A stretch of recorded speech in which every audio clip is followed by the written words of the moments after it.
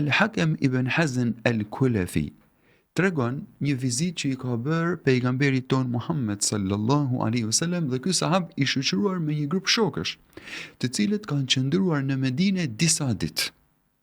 Ky sahab i nderuar na përcjell edhe një fragment nga dita e Xuma se si profeti Muhammed sallallahu alaihi wasallam ligjëronte gjatë namazit të Xumas.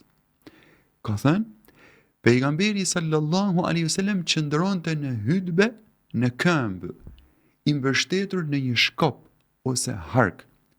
Ai zotëri sallallahu alaihi wasallam e falenderoi dhe e lavdëroi Allahun me fjalë të pakta, të bukura dhe të begata. Pastaj pejgamberi tha: "O ju njerëz, ju nuk mund të realizoni çdo gjë me të cilën jeni urdhëruar, por përpiquni të qëndroni drejt në të vërtetën, pa neglizhim dhe pa tepri, dhe përgëzoni njerëzit."